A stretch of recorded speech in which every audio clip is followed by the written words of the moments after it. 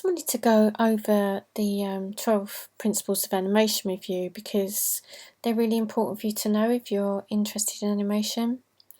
12 principles of animation were developed by the so-called old men of Disney. Amongst these were two guys called Frank Thomas and Ollie Johnston, and they actually created a book called The Illusion of Life, which is quite a classic book for animation. It's based on Disney-style realistic animation, cartoon animation. This animation by Cento Lodigiani on Vimeo I thought was really one of the best examples that explains these principles. So I'm just going to play this for you, and it really does explain it quite well.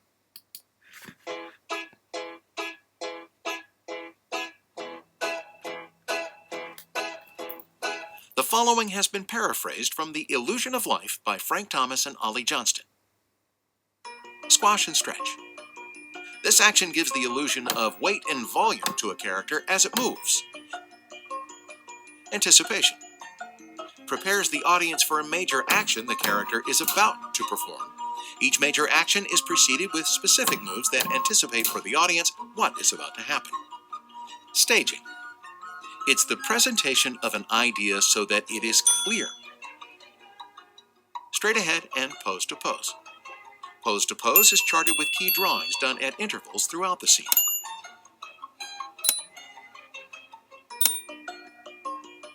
Straight ahead animation starts at the first drawing and works drawing to the end of a scene. Follow through and overlap. When the main body of the character stops, all other parts continue to catch up to the main mass. Nothing stops all at once. Slow in and slow out. As the action starts, we have more drawings near the starting pose, one or two in the middle, and more drawings near the next pose. Fewer drawings make the action faster, and more drawings make the action slower. Arcs. All actions, with few exceptions, follow an arc or slightly circular path. Arcs give animation a more natural action and better flow. Secondary action. It's an additional action in the scene used as a supplement of the main one in order to reinforce it and add more dimension. Timing. More drawings between poses slow and smooth the action. Fewer drawings make the action faster and crisper. Timing maintains the appearance of an object abiding by the laws of physics. Exaggeration. Remain true to reality, just presenting it in a wild or more extreme form. Solid drawings. It means taking into account forms in three-dimensional space, giving them volume and weight. Appeal. It's a quality of charm, able to please the viewer's eyes. It's the charisma of the action.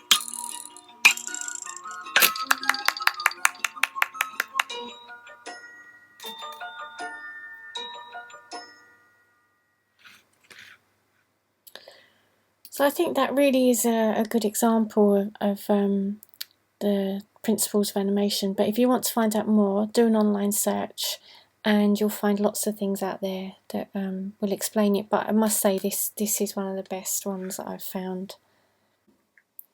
So we're now going to look at a simple thing like an eye blink, and you'd be surprised to know how many of the principles of animation that we use in this one little movement. So we're going to use squash and stretch, where we squash the eye down to close and stretch it back open again. Straight ahead, which is the frame by frame animation technique I'll be using. Slow in, slow out, and timing, because I'll be using the spacing between each drawing and each frame to make it either slow or fast. Arcs, the eye will sweep down to open and close in an arc. Exaggeration, the eye is going to be quite exaggerated, cartoony style eye. And appeal, hopefully it will look quite cute. So let's start. I'm just going to use the brush tool. So it's really, I'm just going to do a basic circle of an eye. Let's tidy that up, that was really bad.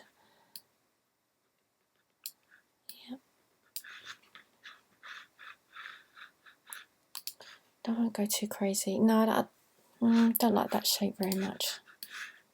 It's too circular. Let's make it a little bit more oval. That's okay. Okay, so then I'll add some eyelashes.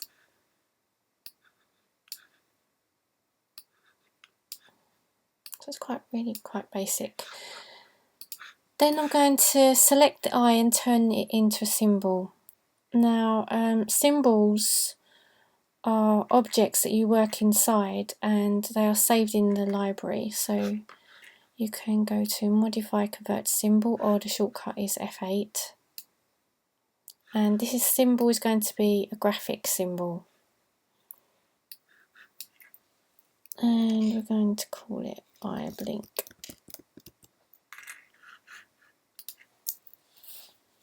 So now you can see you've got a little outline over that. So you'd have to double click inside. So then you can see we've gone from scene 1 and we've now gone inside the symbol, which is called the eye blink. And now we'll actually work inside this symbols timeline. So I'm going to insert a blank keyframe. And then I'm going to use what we call onion skin. You click on the tiny little icon down here. And onion skin is called that because it's like when you peel an onion, they're semi-transparent layers. So you can actually partially see through them, and this is what you see through the last frame. In traditional animation years ago, you used to use sheets of very fine paper and you draw over the frame behind. Or they use cell animation, so plastic sheets of cell. This is just a digital version basically. So this is my blank keyframe. I can see through. So let's go back to the paintbrush. And I'm only going to, this is when we use the slow in, slow out and the timing. I'm going to use a small gap. So I'm using a mouse here. I should be using a graphics tablet. And actually give it a bit more of a nicer circle. There you go. And I'll draw the eyelashes again. Now you can see there's only a very small difference in the drawing of that outline of the eye and how much I've closed it. So this means that'll be when I start closing the eye, it's going to go slowly, and I'm going to increase the gap as I go down, because if you think of it like gravity will pull down on anything, so when something is going down it needs to speed up, a bit like a bouncing ball. If a ball was bouncing, it would bounce up very slowly, and as it comes down it will speed up. So same with this, it starts slow and then I'll speed up the drop of the eyelid. So blank keyframe again. Now you can if you like, if you prefer, you can close this onion skinning up so you only see one frame, or you can leave it at 2. I'll leave it at 2 at the moment so you can actually see the difference. The next position of the eye, I'm going to actually leave a bigger gap so it will start shutting faster. And you can see this is what is called straight ahead frame by frame animation. I'm drawing it frame by frame as I go along. So now I'll stop doing the eyelashes. This is only really rough. Insert blank keyframe. Now this time I'm going to actually do quite a sharp drop down.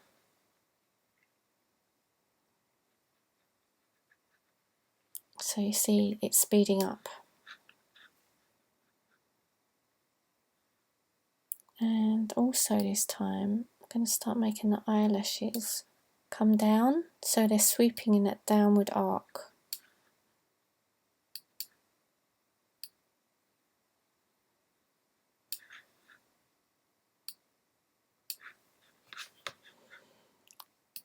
Blank keyframe,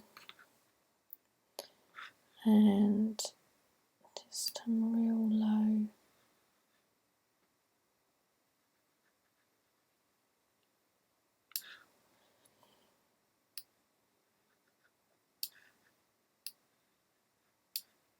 Oops.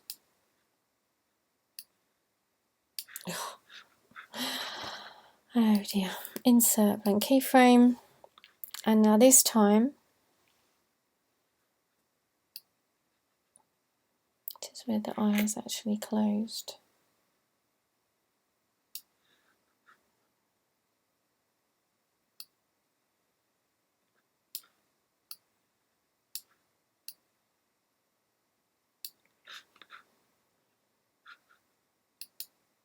So we've got 6 frames at varying speeds closing the eye.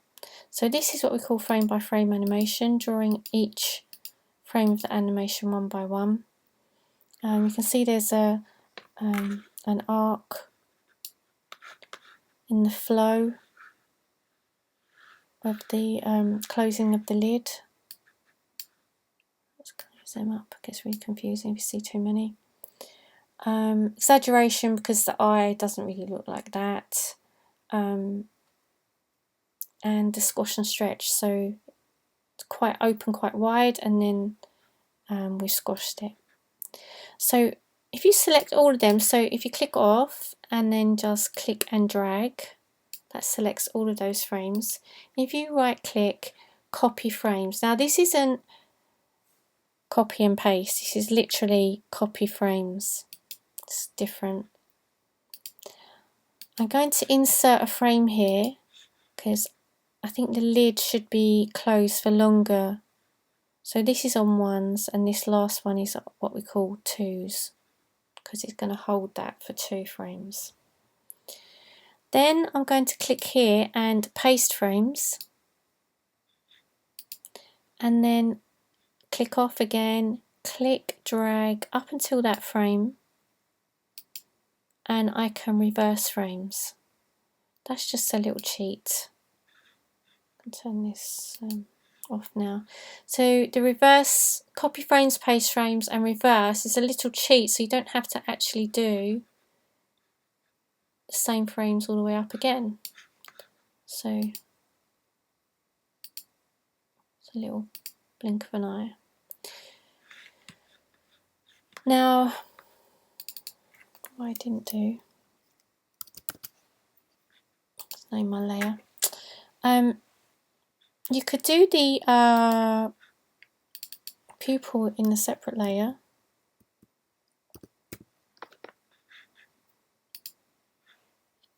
And you could draw that in separately, just as a simple circle.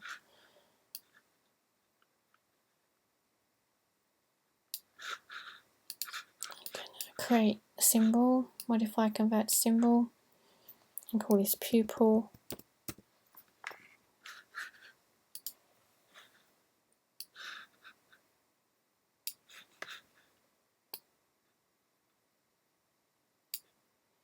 And I will insert a keyframe here and delete that.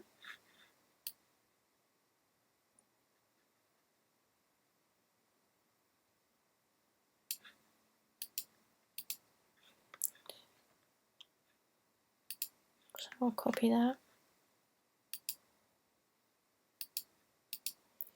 and paste it back.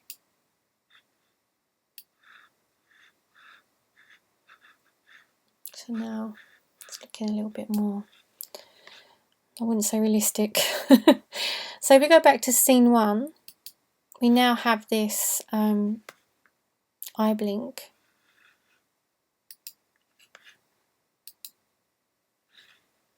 And you can see at the moment it will just keep blinking, blinking, blinking. Now that's not natural, is it? So there's a little trick you can do when you have graphic symbols. If I go back to properties and select the symbol, there's an option here where you can actually ask it to play a single frame. So now that will only play the first frame. So from now on that eye will just stay open because it's only playing frame 1. I'm going to stretch this a little bit more. Now let's say about here I want the eye to blink. So insert keyframe, select the symbol,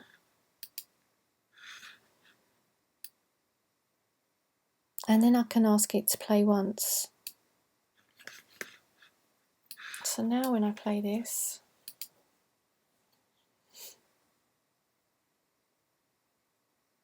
so whenever I want the eye to blink, I can insert a keyframe, select the symbol, and in the looping options within the properties, I can ask it to play once. And then it will go back to just first, just sticking at the first frame. That's quite a nice little trick.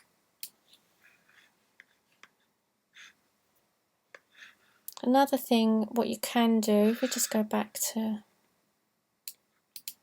let's remove these frames. I could duplicate that.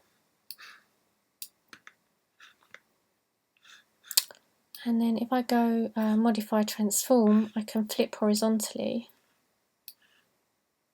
We now have 2 eyes. Notice a little line that appears, and it actually helps me line my eye up with the eyelash, which is quite handy, which is quite good at Flash, isn't it? So now we could, again, I could get both eyes, insert a frame, insert keyframe, select both, and in that keyframe ask it to play once. So now both eyes should blink at the same time. You see, so gradually things start to come to life a little bit. Now there's many ways you can do an eye blink. That is just one way that I've showed you, but you have been shown quite a few techniques there. Number one, it's how to create a symbol, and the importance here is that it's a graphic symbol because you can only tell the animation what to do within a graphic symbol. So this can be used for lots of things like eye blinks, lip syncing with mouse, movements. You could even use it for, you could have a set of hands and you can animate the different sets of hands. It's such a really, really good technique to use. Quite a good one to know. So we've done a little bit of squash and stretch. I think I will show you that some more, maybe with the bouncing ball. That's quite a good one to learn that technique with. We've done frame by frame, straight ahead, slow in, slow out, timing, where within this symbol, the drawings, the first one, there is only a small movement difference in movement from the top to the bottom, and then it starts getting bigger and bigger to be faster, and then we slowly open up again. So that's what we call timing. Exaggeration for the eye and appeal. Hopefully it looks quite cute. You could start building this up and add eyebrows, so you could add another layer. And if you do it inside the symbol, notice that both have got the same. The only thing is It's probably a better idea to actually do this outside of the eye symbol, because then you could actually manipulate the eyebrow, because eyebrows are quite expressive. The thing to do is actually look in the mirror and look at yourself or look at others, and when they're talking and expressing themselves, I've just actually lifted my eyebrows up to explain something to you, and my eyes widened.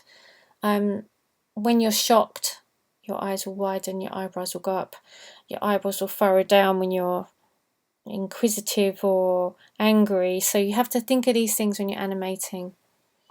The best way is to actually look in the mirror, video yourself or others, and use that as that footage to actually work from, because that's what animators do. Hopefully this helped you. Just another little add-on to this, how you would work this is you'd actually have the whole of the facial parts, like the mouth, nose, eyes, eyebrow, and then the head and the hair. You'd have it all in one symbol, and then you'd actually, inside would be the head, would be the eyes and the nose and the mouth and the eyebrows. So that's how you, what we call nested symbols, which is another way you can work. Some people actually prefer just to do pose to pose or straight ahead, frame by frame, and draw every single thing frame by frame. That's another way, more expressive way. Using the nested symbols is just another way that people use. It's just a quicker method. So I'll show you all these methods, and you can choose how you want to work. Hopefully that's showed you quite a few techniques that you can actually try and practice yourself. Have fun. See you soon.